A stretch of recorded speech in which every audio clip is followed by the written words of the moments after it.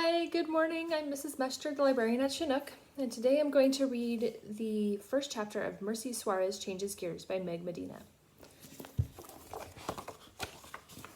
To think, only yesterday I was in Chancletas sipping lemonade and watching my twin cousins run through the sprinkler in the yard. Now I'm here in Mr. Patchett's class, sweating in my polyester school blazer and waiting for this torture to be over. We're only halfway through health and PE when he adjusts his tight collar and says, "Time to go." I stand up and push in my chair like we're always supposed to, grateful that picture day means that class ends early. At least we won't have to start reading the first chapter in the textbook. I'm okay, you're okay, on differences as we develop. Gross. "Coming, Miss Suarez?" he asks me as he flips off the lights. That's when I realize I'm the only one still waiting for him to tell us to line up. Everyone else has already headed out to the door. This is 6th grade, so there won't be one of the PTA moms walking us down to the photographer. Last year, our escort pumped us up by gushing the whole way about how handsome and beautiful we all looked on the first day of school, which was a stretch since a few of us had mouthfuls of braces or big gaps between our front teeth. But that's over now. Here at Seaward Pines Academy, 6th graders don't have the same teacher all day like Miss Miller in the 5th grade. Now we have homerooms and lockers. We switch classes. We can finally try out for sports teams. And we know how to get ourselves down to picture day just fine. Or at least the rest of my class does. I grab my new book bag and hurry out to join the others. It's a wall of heat out here. It won't be a far walk, but August in Florida is brutal, so it doesn't take long for my glasses to fog up and the curls at my temples to spring into tight coils. I try my best to stick to the shade near the building, but it's hopeless.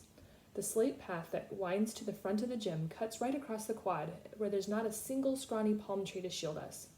It makes me wish we had one of those thatched roof walkways that my grandfather Lolo can build out of fronds. "How do I look?" someone asks. I dry my lenses on my shirt tail and glance over. We're all in the same uniform, but some of the girls got special hairdos for occasion, I notice. A few were even flat-ironed. You can tell from the little burns on their necks. Too bad they don't have some of my curls. Not that everyone appreciates them, of course. Last year, a kid named Dylan said I looked like a lion, which was fine with me since I love those big cats. Mammy is always nagging me about keeping it out of my eyes, but she doesn't know that hiding behind it is the best part. This morning, she slapped on a school-issued headband on me.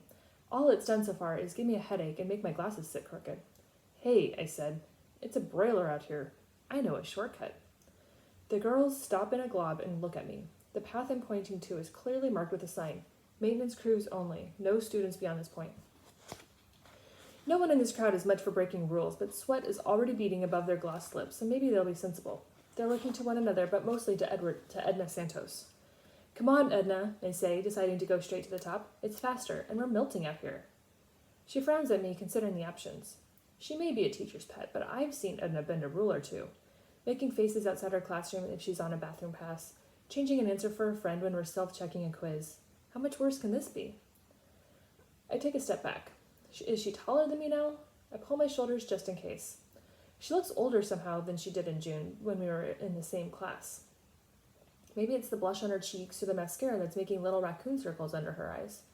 I try not to stare and just go for the big guns. "You want to look sweaty in your picture?" I say. Cha-ching! In no time, I'm leading the pack of us along the gravel path. We cross the maintenance parking lot, dodging debris. Back here is where Seaward hides the riding mowers and all the other untidy equipment that they need to make the campus look like the brochures. Pappy and I parked here last summer when we did some painting as a trade for our book fees. I don't tell anyone that, though, because Mommy says it's mostly a private matter. But mostly, I keep quiet because I'm trying to erase the memory. Seaward's gym is ginormous, so it took us 3 whole days to paint it. Plus, our school colors are fire engine red and gray. You know what happens when you stare at bright red too long? You start to see green balls in front of your eyes every time you look away. Humph. Try doing detail work in that blinded condition. For all that, the school should give me and my brother Rolly a whole library, not just a few measly textbooks.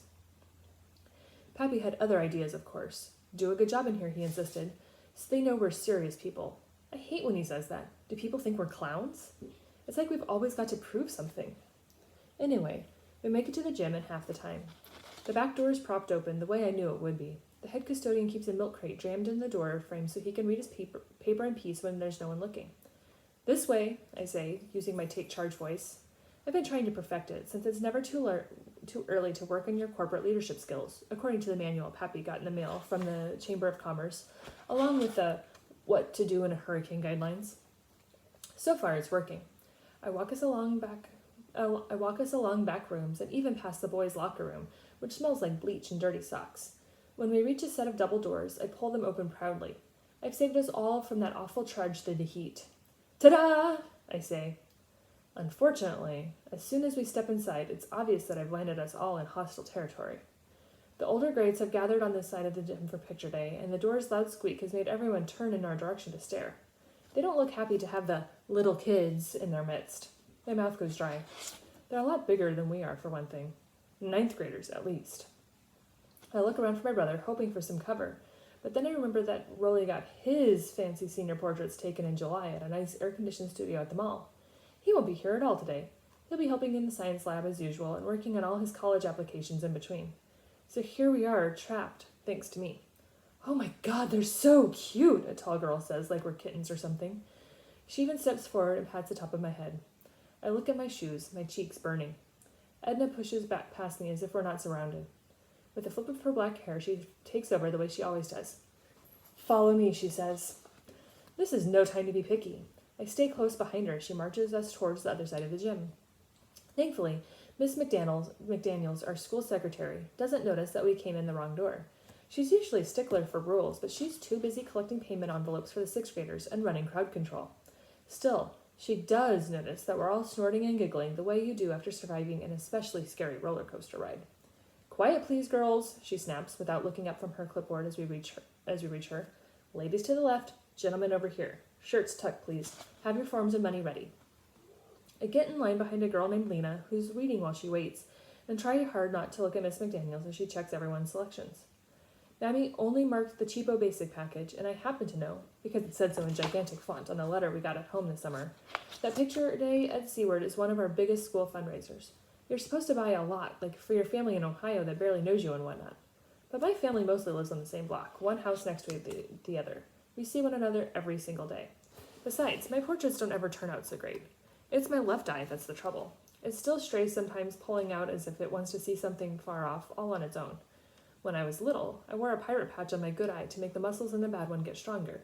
And when that didn't help, I had a surgery to straighten it. But even now, my eye still gives me trouble when I least want it to. Like Picture Day.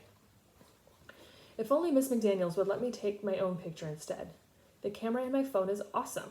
Plus, I downloaded PicQT, so it's fun to edit the pictures I take. My favorite thing is turning people into their favorite animal.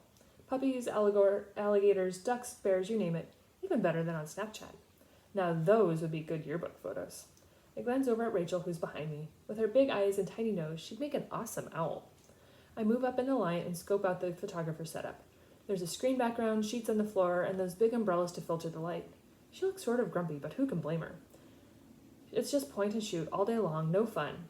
When she dreamed of being a photographer, she couldn't have meant this. I mean, if I were a photographer, I'd be on a safari somewhere, perched on top of a jeep and shooting rhinos for National Geographic.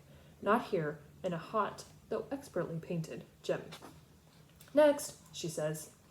Miss McDaniels motions to Edna, who, in no time flat, starts posing easily on the stool like some sort of school portrait supermodel. I glance over at Edna's order form on the table. Just as I suspected, her envelope says, Gold Package Supreme.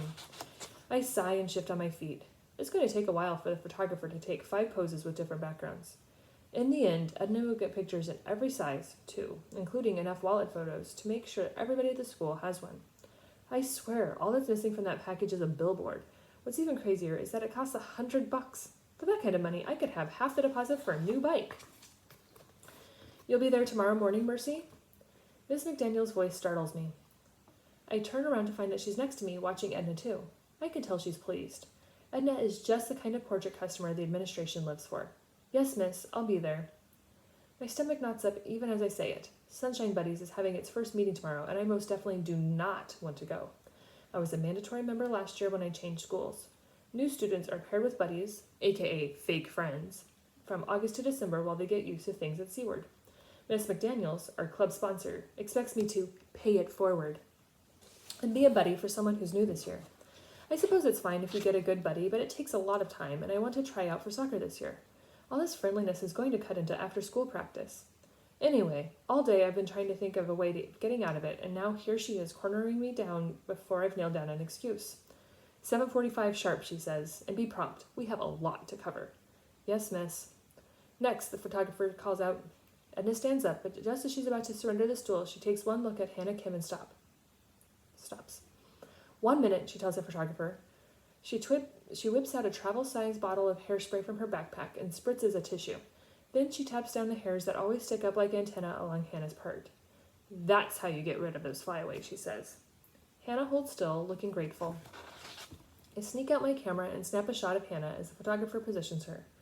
With 2 clicks, I stretch her neck and turn her into an adorable giraffe, complete with head knobs. Hannah wrote a report on giraffes last year when we were studying the African plains. They're graceful and gentle, and a little knobby-kneed, just like Hannah. Smile, I write underneath and press send to her phone number. A second later, I hear her backpack vibrate. Merci Suarez! I slip my phone out of view just as Miss McDaniels looks up from her clipboard. She keeps a whole collection of the stuff she confiscates, and I don't want my phone to be part of it. My heart races and my cheeks get blotchy as I step forward. Luckily, she's the only one calling my turn. The boys in our class start making faces and flaring their nostrils to try to make me laugh. Normally, I wouldn't care, especially since no one can make better faces than I can. Last year, we used to have contests at lunch, and I always won. My best face is when I push up my nose with my pinkies at the same time that I pull on my lower eyelids with my index fingers. I call it the Phantom. But Jamie, who's behind me, shakes her head at the boys and sighs. Idiots, she says. I ignore them as best as I can and take my turn. I sit on the stool exactly the way the photographer says, ankles crossed, torso swiveled to the left and leaning forward, hands in lap. Head tilted like a confused puppy. Who sits like this, ever? I look like a victim of taxidermy. Smile, the photographer says without an ounce of joy in her voice. Just as I'm trying to decide whether to show teeth, a huge flash goes off and blinds me. Wait, I wasn't ready. She ignores me and reviews her shots. It must be really bad for her to hold up the line this way. Do-overs mean time, and everyone in business knows that time is money. Let's try again, she says, adjusting my glasses. Chin up this time. Chin? Who is she kidding? I already know that's not the problem. My eye is fluttering, and I can feel the soft pull to the left. Look at the camera, honey, the photographer says. I blink hard and fix both my eyes on her lens, which always makes me look angry, but it's the best I can do. She shoots again, and an explosion of shutter clicks. It must look as awkward as I feel because I can hear the boys snickering. When it's over, I jump off the stool and head for the bleachers where the others are sitting. My head is pounding from this dumb headband. I yank it off and let my hair hang down in my face. Edna moves down as I take a seat to wait for the dismissal bell. Shut it, she tells the boys behind us, smiling at them anyway. Thanks. She glances at me and shrugs. Don't worry about the picture, she says. You probably didn't buy him any anyway. The final bell rings and everyone scatters. And that is the first chapter of Merci Suarez Changes Gears.